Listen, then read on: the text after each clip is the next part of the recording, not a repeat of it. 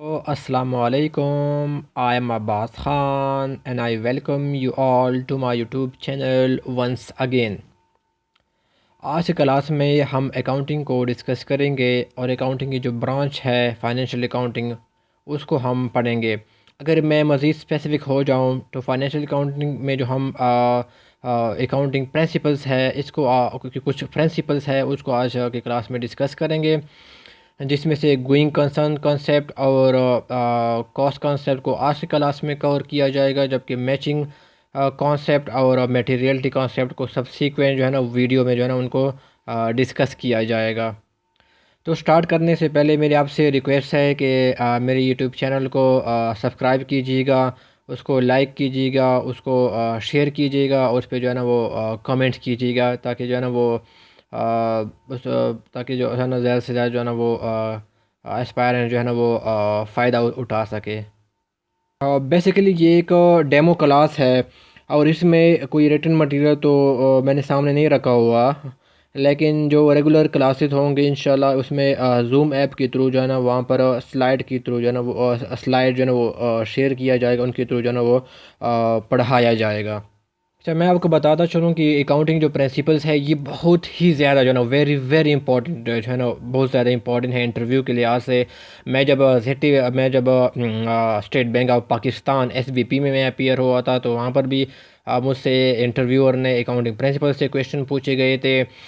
और जब मैं ज़राई तरक्याती बैंक लिमिटेड ZTBL में मैं अपीयर हुआ था तो वहाँ से जो है ना मुझसे इंटरव्यूअर ने इस अकाउंटिंग प्रिंसिपल में से क्वेश्चन पूछे थे। तो आप जो है ना इसे इसकी इम्पोर्टेंस का आप इसे पता लगा सकते हैं इसे कि how important these are this principle from the interview point of view.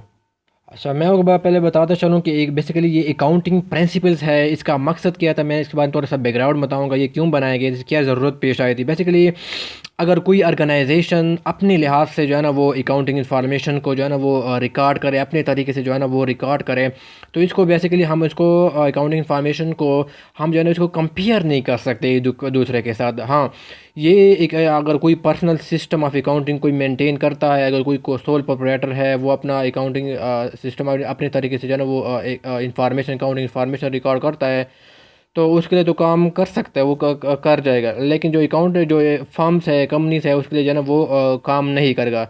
इसके लिए बेसिकली इसके मुख्तलिफ़ किस्म की यूज़र्स है, शेयर होल्डर्स है, इन्वेस्टर है, क्रेडिटर्स है, और भी बहुत ज़्यादा यूज़र है। और उनको एक किस्म का स्टैंडर्डाइज्ड किस्म की उनको जो है ना फाइनेंशियल डेटा चाहिए होता है, एक यूनिफॉर्म किस्म की जो है ना वो एक डेटा चाहिए होता है, जिसको जो है ना एक दूसरे के साथ जो है ना वो कंपेयर किया जा सके। तो इसलिए जो है ना अकाउंटिंग प्रिंसिपल जो है ना वो बनाए गए थे और उसकी जो है ना वो ज़रूरत पेश आई, ताकि फाइनेंशियल डेटा को जो है ना वो स्टैंडर्डाइज किया जाए, उनको यूनिफॉर्म किया जाए। अगर मैं अकाउंटिंग प्रिंसिपल्स की मैं डिफिनेशन पढ़ूँ, ये क्वेश्चन जो है ना मुझसे ZTBL में भी एक इंटरव्यूअर ने पूछा था कि अकाउंटिंग प्रिंसिपल्स क्या है। तो बेसिकली मैं इसको ऐसे डिफाइन करूँगा कि अकाउंटिंग प्रिंसिपल्स को ऐसे डिफाइन करूँगा कि serves as a rules for accounting of financial transaction and preparation of financial statement. यानी ऐसे रूल्स है जिसकी थ्रू आप फाइनेंशियल ट्रांजैक्शन को या फाइनेंशियल जो स्टेटमेंट है इन रूल्स को मद्देनज़र रखते हुए उनको क्या करते हैं, रिकॉर्ड करते हैं। ठीक हो गया। अब बेसिकली अकाउंटिंग प्रिंसिपल्स के लिए जो है ना वो बेसिकली एक दो बॉडीज़ है जो कि अकाउंटिंग प्रिंसिपल जो है ना वो इशूज़ करती है। एक का नाम एक बॉडी है वो एक US बेस्ड है, और दूसरी बॉडी जो है ना वो एक UK बेस्ड है। जो कि US बेस्ड बॉडी है उसको कहा जाता है फाइनेंशियल अकाउंटिंग स्टैंडर्ड बोर्ड कहा जाता है। ठीक है, ये US बेस्ड है और ये जो रूल्स बनाते हैं उस रूल्स का नाम है गैप कहते हैं। ये गैप GAAP, जिसका इसका है कि जनरली एक्सेप्टेड अकाउंटिंग प्रिंसिपल्स इसको कहा जाता है। ठीक है, और ये जनरल अकाउंटिंग प्रिंसिपल्स क्या है, जनरली एक्सेप्टेड अकाउंटिंग प्रिंसिपल जो है ना it is a collection of rules and standards for accounting for financial reporting है। ठीक है, और दूसरे जो US UK बेस्ड बॉडी है उसका नाम है इंटरनेशनल अकाउंटिंग स्टैंडर्ड बोर्ड। ठीक है, और ये कौन से ये रूल्स इशू करते हैं उसका नाम है international financial reporting standards IFRS। ठीक है, तो ये जो UK बेस्ड है इंटरनेशनल अकाउंटिंग स्टैंडर्ड बोर्ड, ये बेसिकली ये international financial reporting standard issue करते हैं। और जो US बेस्ड है फाइनेंशियल अकाउंटिंग स्टैंडर्ड बोर्ड, जिसको फसब कहा जाता है, ये गैप जो है ना, जनरल एक्सेप्टेड अकाउंटिंग प्रिंसिपल्स, ये जो है ना ये इशू करते हैं। ठीक है, तो ये डिफरेंट अकाउंटिंग बॉडीज़ है, एक यूएस बेस्ड है और एक है यूके बेस्ड है। ठीक हो गया। अच्छा, हम गोइंग कंसर्न प्रिंसिपल की तरफ आ जाते हैं कि प्रिंसिपल क्या है बेसिकली। अगर मैं इसकी डिफिनीशन पढ़ूँ तो इसका मतलब ये कहता है, it is according to this concept it is assume that an entity is a going concern, यानी क्या मतलब, इसका मतलब क्या है, that business will continue to operate for an indefinite time period. ठीक है, यानी बिजनेस जो है ना, ये एज्यूम किया जाता है इस प्रिंसिपल के मुताबिक कि जो बिजनेस है वो एक इंडेफिनिट पीरियड के लिए जो है ना, वो एक अपने वो चलता रहेगा, वो अपने ऑपरेशन को कंटिन्यू रखेगा। And there is no intention to liquidate the particular business in the future, यानी देयर इज़ नो इंटेंशन, यानी इसमें कोई जो है ना वो बिज़नेस का कोई ऐसा इरादा नहीं है कि अपने बिज़नेस को जो है ना वो उनको लिक्विडेट किया जाए इन द फ्यूचर, यानी बिज़नेस जो है ना वो इंडिफिनिट टाइम पीरियड के लिए जो है ना वो चलता रहेगा। ठीक है, अब यहाँ पर मैंने जो है ना एक वर्ड यूज़ किया है, टर्मिनोलॉजी मैंने यूज़ की है लिक्विडेट। इसका क्या मतलब है, मैं पहले आपको ये समझाता हूँ। लिक्विडेशन का ये मतलब है कि it is the process of selling of all the assets of the business, settling its liabilities as settling its liabilities and distributing the remaining funds to the shareholders and closing down the business as a legal entity। ठीक है ना, यानी आप जो पूरी company जो business के जो एसेट्स हैं उनको उनको उनको सेल ऑफ कर देते हैं, उनसे जो अमाउंट आती है उनसे पहले आपको एक्सटर्नल जो क्रेडिटर्स है उनकी लाइबिलिटी को पे ऑफ करते हैं, फिर इसके बाद जो बच जाता है, जो आ जाता है, जो कि रेजिडुअल अमाउंट होती है, उसमें से शेयर होल्डर को शेयर किया जाता है। ठीक है ना, तो लिक्विडेशन का मतलब ये है जब कोई बिजनेस अपने एसेट्स को बेच देता है, अपने ऑपरेशन को बंद कर देता है। ठीक है ना, तो गोइंग करने प्रिंसिपल के मुताबिक कि बिजनेस जो है ना कोई देर बिजनेस जो है ना कोई लिक्विडेट नहीं होगा इन द फ्यूचर। ठीक है, will continue is operation in the future. ठीक है ना। अच्छा, जो इंटरव्यू में जो बेसिकली एक तो बेसिक कॉन्सेप्ट पूछा जाता है ना प्रिंसिपल से होता है, फिर आप इसे पूछा जाता है कि इसके एग्जांपल जो है ना वो क्या है। ठीक है ना, तो अभी मैं आपको एग्जांपल करवाऊंगा कि इसमें बेसिकली ये गोइंग कंसर्न प्रिंसिपल जो है ना ये बेसिकली ये अप्लाई जो है ना वो कैसे होता है। ठीक हो गया।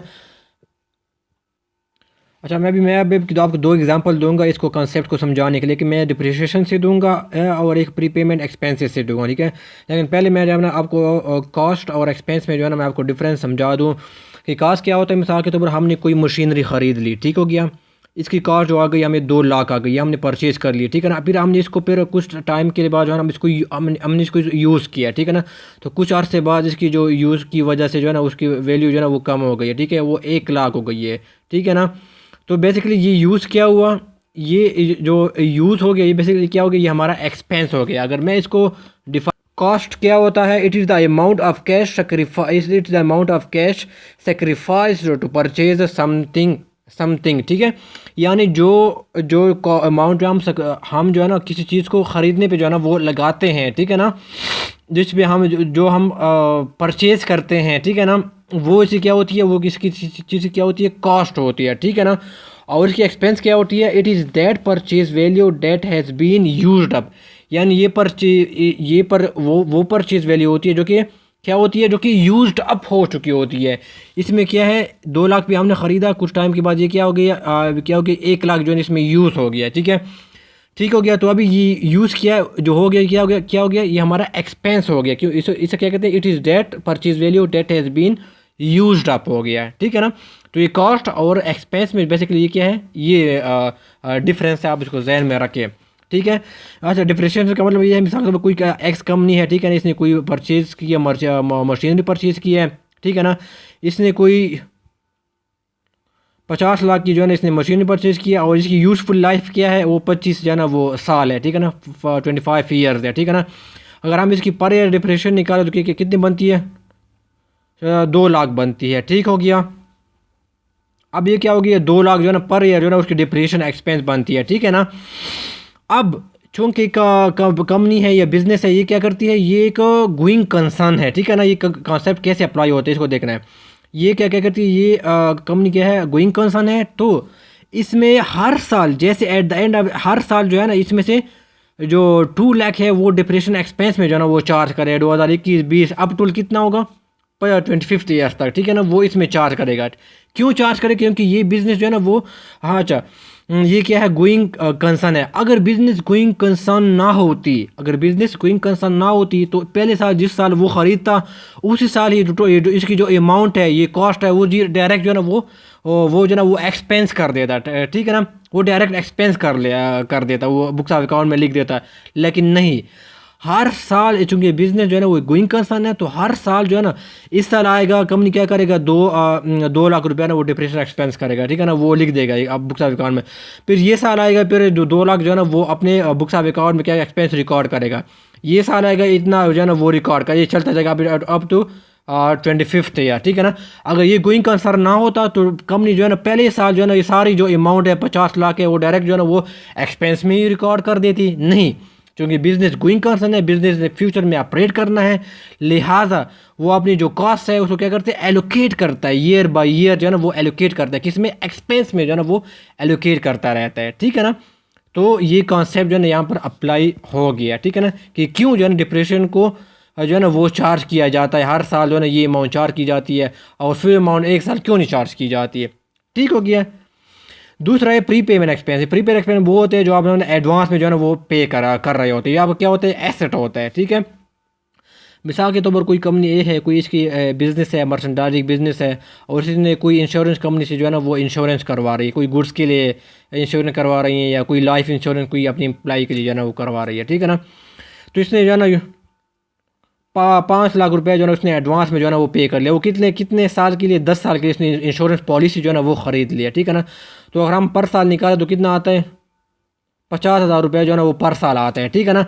अभी कंपनी क्या करेगी, 2021 आएगी तो कितने अमाउंट जो है ना वो चार्ज करेगी अपने जो है ना वो एक्सपेंस में से, क्योंकि ये एसेट उसने एडवांस में पे किया ना, तो हर साल जो एडवांस में जो पे किया है ना वो एसेट है। जब ये एक साल गुजरेगा तो ये क्या करेगा, ये 50,000 जो है ना वो अपने एक्सपेंस में जो है ना वो रिकॉर्ड करके इंश्योरेंस एक्सपेंस में जो है ना वो रिकॉर्ड किया जाएगा। फिर दूसरा साल आएगा, फिर ये अमाउंट जो है ना वो एक्सपेंस में रिकॉर्ड की जाएगी। अगर कंपनी जो है ना ये किस लिए की जाती है हर साल, क्योंकि कंपनी जो है ना वो जो कंपनी है ना वो एक गोइंग कंसर्न प्रिंसिपल के मुताबिक अप्लाई कर दे। अगर कंपनी गोइंग कंसर्न प्रिंसिपल को फॉलो ना करती तो ये जो डायरेक्ट जो अमाउंट है वो डायरेक्ट जो है ना वो उसको एक्सपेंस में जो है ना इंश्योरेंस एक्सपेंस में जो है ना उनको सीधा पहले साल जिस साल इसने पॉलिसी ख़रीद ली उस साल जो है ना वो रिकॉर्ड कर लेती। नहीं, क्योंकि बिजनेस गोइंग कंसर्न है तो ये हर साल क्या करेगी, ये अमाउंट जो है ना 50,000 रुपये ये हर साल जो है ना वो जो है ना अपने जो है ना वो जो है ना वो at the end of adjusting entry पास करेगी तो दिसंबर में होगा। अगर हम एज्यूम करते हैं कि ये कंपनी जो है ना एडजस्टिंग एंट्री दिसंबर में पास कर रही है तो ये हर साल जो है ना ये अमाउंट जो है ना वो चार्ज करेगी। जैसे 2022 आएगा ये अमाउंट जो है ना वो चार्ज करेगा एक्सपेंस में, फिर 2023 आएगा ये अमाउंट चार्ज करेगा, ठीक है ना, क्योंकि बिजनेस गोइंग कहाँ इसने आगे चलना है, ठीक है ना। ठीक है, तो ये कॉन्सेप्ट इसका सेम मेरे को कि कैसे कॉन्सेप्ट ये अप्लाई होता है, ठीक हो गया। अगर बिजनेस गोइंग कंसर्न ना होता तो डायरेक्ट जो है ना 50,000 रुपये डायरेक्ट एक्सपेंस में जो है ना पहले ही साल जो है ना वो चार्ज कर रहे थे। नहीं, बिजनेस में गोइंग कंसर्न है तो इसने हर साल पर ईयर जो मैंने निकाला हर साल ये अमाउंट जो है ना वो चार्ज करेगी।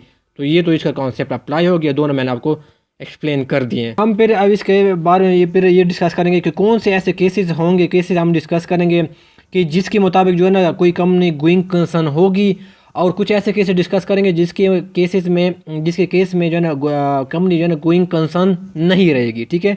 एक में गोइंग कंसर्न रहेगी कंपनी और एक में गोइंग कंसर्न कंपनी नहीं रहेगी। इसमें केसेस को हम जो है ना वन बाय वन जो है बेसिकली हम डिस्कस करेंगे। अभी पहला केस हम डिस्कस करते हैं बेसिकली कि एक कंपनी है, ठीक है, एक ये सिर्फ एक ही प्रोडक्ट जो है ना वो इसमें डील कर रही है, वो क्या है, इलेक्ट्रॉनिक्स है, ठीक है। एक कंपनी है एक्स है, वाई है, जेड है, ठीक है।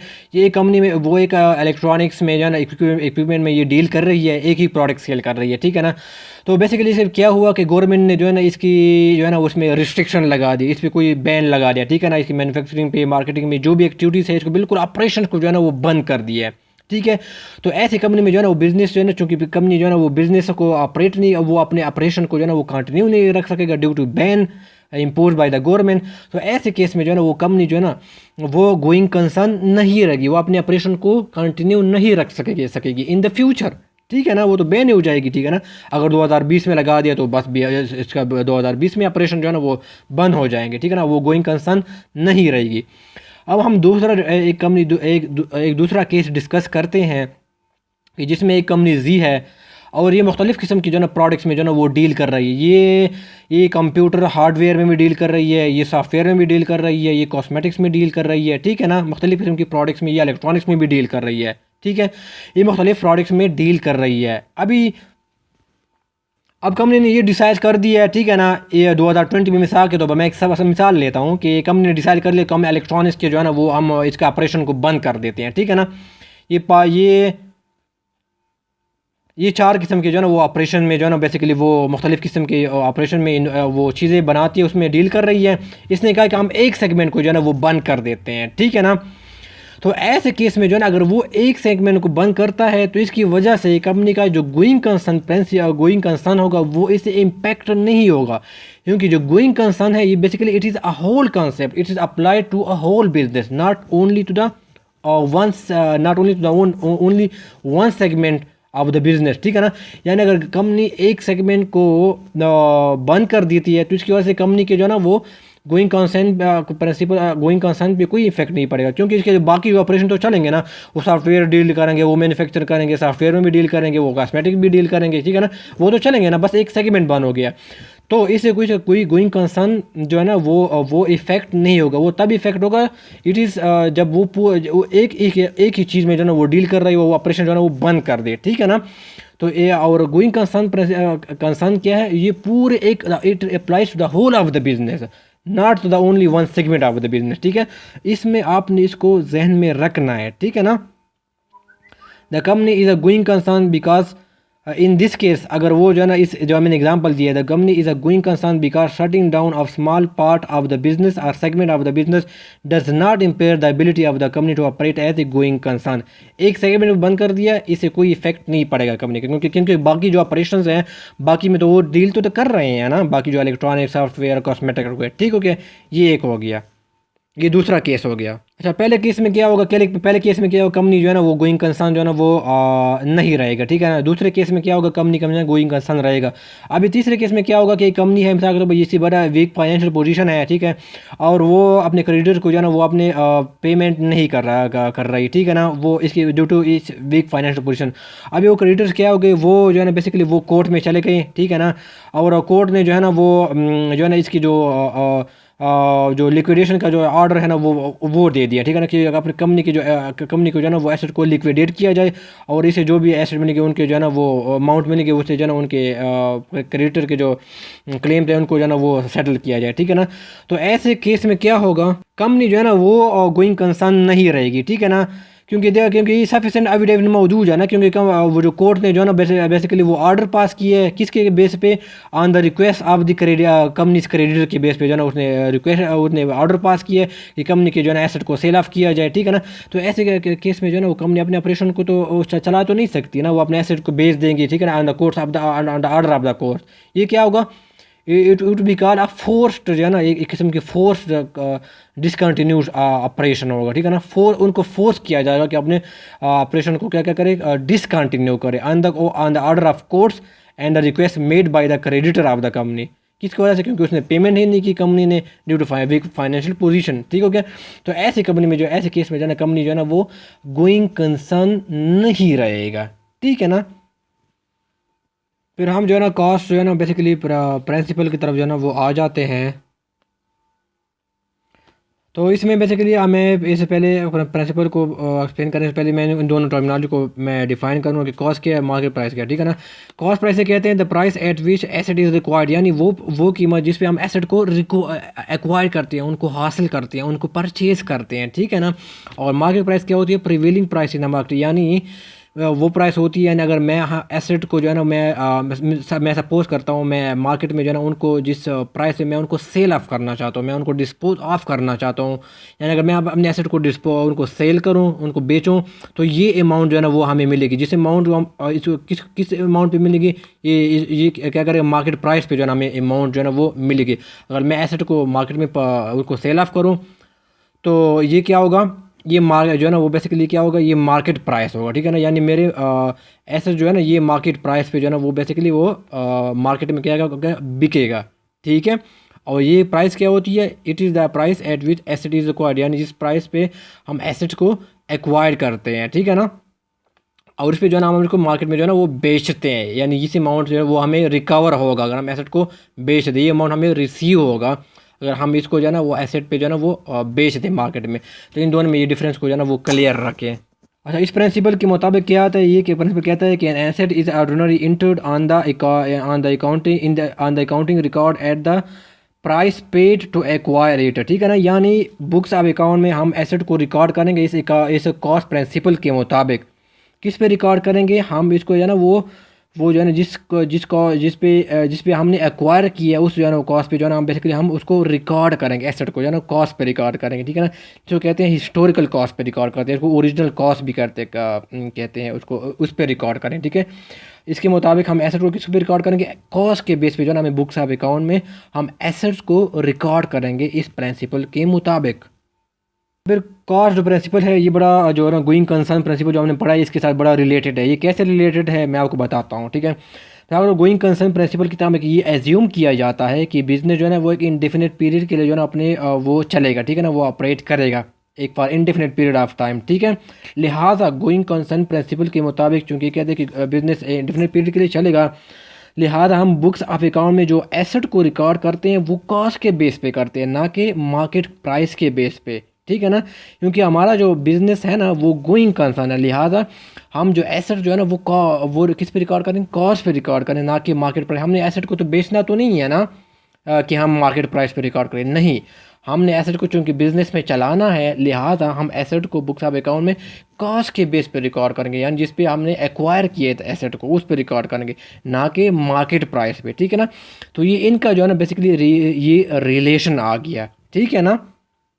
मैं आपको एक बार दोबारा समझाऊँ कि एसेट जो बुक्स ऑफ अकाउंट में जो एसेट को जो है ना कॉस्ट पे रिकॉर्ड की जाती है वो इसलिए रिकॉर्ड की जाती है क्योंकि गोइंग कंसर्न प्रिंसिपल के मुताबिक बिजनेस जो है ना वो एक इंडेफिनिट पीरियड के लिए जो है ना ये एज्यूम किया जाता है कि बिजनेस जो है ना वो एक इंडेफिनिट टाइम पीरियड के लिए चलता रहेगा, ठीक है, अपने ऑपरेशन को जारी रखेगा। इसलिए जो है ना बुक्स ऑफ अकाउंट में एसेट को कॉस्ट पे रिकॉर्ड किया जाता है, ना कि मार्केट प्राइस पे, ठीक है ना। इसको आपने जहन में रखना कि how it is related to going concern, ठीक है, प्रिंसिपल।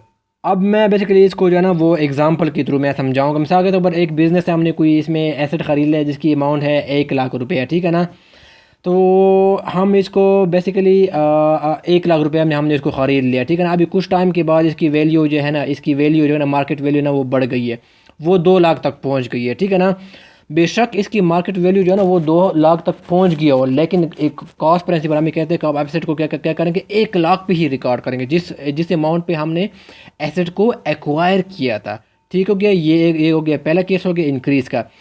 फिर साहब वो दूसरा केस हम लेते हैं कि एसेट को हमने 1 लाख पे जो है ना एक्वायर किया था, ये इसकी कॉस्ट थी। अभी कुछ टाइम के बाद इसकी जो मार्केट वैल्यू है वो डिक्रीज़ हो गई है, वो जो है ना 1 लाख से कम हो के जो है ना वो 50,000 पे आ गई है, ठीक है ना। बेशक इसकी कीमत मार्केट वैल्यू जो है ना वो कम हो गई, इसकी 50,000 पे आ गई है, लेकिन कॉस्ट प्रिंसिपल कहते हैं कि नहीं, आपने जो एसेट को जो है ना वो 1 लाख पे ही रिकॉर्ड करनी है, जिस लाख पे जो है ना आपने इसको एक्वायर किया था, ठीक है ना। चाहे एसेट की वैल्यू जो है ना बाद में इंक्रीज़ हो जाए या डिक्रीज़ हो जाए, एक कॉस्ट प्रिंसिपल ये कहता है हमें कि एसेट को कॉन्सेप्ट ये कहता है कि एसेट को जो है ना वो उसको ओरिजिनल कॉस्ट पे, जिस पर कॉस्ट पे हमने एसेट को परचेज़ किया था उस पे जो है ना आपने रिकॉर्ड करनी है, ठीक है ना। ये इस तरह आपके एग्जाम्पल आ गए। फिर हम इसमें डिस्कस करेंगे कि इंपॉर्टेंस ऑफ कॉस्ट कॉन्सेप्ट की क्या इंपॉर्टेंस है। बेसिकली हम ये 3 चीज़ें बेसिकली देता है, इसकी क्या सिग्निफिकेंस है ना। ये हमें रिलायबिलिटी देता है, ये हमें कंपेरेबिलिटी देता है, वेरीफाइबिलिटी जो है ना हमें देते हैं, ठीक है ना। तो बेसिकली वेरीफाई कैसे किया जाता है, तब जो हमें जो कॉस्ट पे हमने रिकॉर्ड की होती है ना, तो कॉस्ट फिगर क्या होता है, ये 100% वेरीफाइबल होता है। क्योंकि जो भी हम ट्रांजैक्शन करते हैं ना, जो भी हम एसेट को परचेज़ करते हैं कंपनी में जो है ना वो परचेज़ की जाती है, ट्रांजैक्शन की जाती है, वो सारा क्या होता है, रिकॉर्ड अवेलेबल होता है। तो इसको जो है ना वो ईज़िली जो है ना उसको वेरीफाई किया जाता है। अगर कॉस्ट पे जो है ना वो रिकॉर्ड ना किया जाता और मार्केट प्राइस पे रिकॉर्ड किया जाता, तो मार्केट प्राइस क्या है, वो एक इसमें एक सब्जेक्टिविटी आ जाती है, इसमें एक ओपिनियन आ जाता है। अभी एक बंदा कहता है कि एसेट की ये 50,000 वैल्यू है, दूसरा बंदा कहता है कि एसेट की नहीं 50,000 नहीं है, इसकी जो है ना वो 1 करोड़ वैल्यू है। दूसरा कहता है कि नहीं इसके 1 करोड़ भी नहीं है, 50,000 भी नहीं है, वो क्या है कि इसकी जो है ना वो 60 जो है ना वो 60 लाख जो है ना इसकी वैल्यू है, ठीक है ना। तो इसमें क्या सब्जेक्टिविटी जो है ना वो आ जाती थी। लेकिन कास्ट को चूँकि जो है ना वो एसेट को उस पे रिकॉर्ड किया जाता है, कास्ट पे रिकॉर्ड किया जाता है, इसलिए इसलिए इसको वेरीफाई किया जाता है। और मार्केट प्राइस पे जो है ना उसमें सब्जेक्टिविटी आ जाती है, उसमें बंदे का ओपिनियन चलता है, वो क्या करती है, वो फ्लैक्चुएट करती है, वो चेंज होती रहती है depending on the opinion of the person, ठीक है। लेकिन कास्ट को जो है ना उसको वेरीफाई किया जाता है, ठीक है ना, क्योंकि जो भी ट्रांजेक्शन की जाती है उनको रिकॉर्ड रखा जाता है, ठीक है। और इस वेरीफाइबिलिटी की वजह से चूँकि वेरीफाई किया जाता है, जो फाइनेंशियल स्टेटमेंट बनती है तो क्या होती है, ये एक एक्यूरेट पिक्चर देता है। User of the financial statement will get an accurate picture of the business, ठीक है। और दूसरा होता है कि इसमें कंपेरेबिलिटी होती है। अच्छा, कंपेरेबिलिटी में ये है कि हम फाइनेंशियल स्टेटमेंट को जो है ना हम इसी तरह जो है ना वो कंपेयर कर सकते हैं, क्योंकि यहाँ पर कॉस्ट पे जो है ना वो रिकॉर्ड की जाती है, ठीक है। अगर उसको हम इजीली हमें कंपेरेबिलिटी में जो है ना वो मदद देते हैं। अगर हम मार्केट प्राइस पे उसको रिकॉर्ड करते हैं तो क्या होगा, हर एक जो अकाउंटिंग डिपार्टमेंट में कोई जो मेंबर होगा, हर एक जो है ना वो इसकी वैल्यू को जो है ना वो उसको एसेट की जो है ना वैल्यू को डिफरेंट जो है ना वो डिफरेंट तरीके से जो है ना उसको वैल्यू करता है, जिसकी वजह से हमें उसको कंपेरेबिलिटी का जो है ना वो इशू आ जाता था। क्योंकि हर बंदा जो है ना वो अकाउंटिंग डिपार्टमेंट में किसी फर्म में हर एक को जो है ना वो इसको डिफरेंटली जो है ना वो एसेट को वैल्यू करता है। लेकिन नहीं, चूँकि कॉस्ट पे रिकॉर्ड किया जाता है, लिहाजा जो है कॉस्ट जो है ना वो उसमें कंपेरेबिलिटी का जो एलिमेंट है ना वो इसमें ऐड कर देते हैं, ठीक है ना। जिसकी वजह से जिसकी वजह से जो है ना वो सब्जेक्टिविटी जो है ना वो रिड्यूस हो जाती है, ओपिनियन ख़त्म हो जाता है, ठीक है ना। और जो है ना इसमें जो है ना वो ये हम करने में जो है ना वो बेसिकली वो हेल्प देती। अगर हम मार्केट बेस पे रिकॉर्ड करते तो ना तो हमें वेरीफाइबिलिटी देता है, ना वो वेरीफाइबल होता है, ठीक है ना, ना वो रिलायबल होता है, ना वो कंपेयर होता है, ठीक है ना, फाइनेंशियल डेटा जो होता है, ठीक है ना। तो इसलिए जो है ना कॉस्ट का जो है ना ये इसकी इतनी इम्पॉर्टेंस है, ठीक हो गया। हम अब फिर हम पढ़ेंगे कि कुछ ऐसे एक्सेप्शंस है जो कि कॉस्ट प्रिंसिपल है, तो इसमें कुछ एक्सेप्शंस को हम डिस्कस करेंगे, ठीक हो गया। तो इसमें कुछ बेसिकली जो हाईली लिक्विड एसेट्स है, जिसमें आपके अकाउंट रिसीवेबल हो गया, मार्केटेबल सिक्योरिटी हो गया, ये बेसिकली हम फाइनेंस की टॉपिक्स है, इसको हम डिटेल जो है ना फाइनेंस पोर्शन में हम इनको डिस्कस करेंगे, ठीक है ना। तो ये जो हाईली लिक्विड एसेट्स है, जैसे अकाउंट रिसीवेबल हो गया, मार्केटेबल सिक्योरिटीज हो गया, ठीक है ना, और चीज़ और भी हो गई एक्सेट्रा। तो ये क्या होता है, इसको हमेशा जो है ना वो मार्केट प्राइस पे जो है ना वो मार्केट पे जो है ना वो वैल्यू पे रिकॉर्ड किया जाता है। इसमें जो है ना इस केस में एक्सेप्शंस में जो है ना बेसिकली वो कॉस्ट प्रिंसिपल जो है ना वो साइलेंट हो जाता है, ठीक है ना, वो हो गया।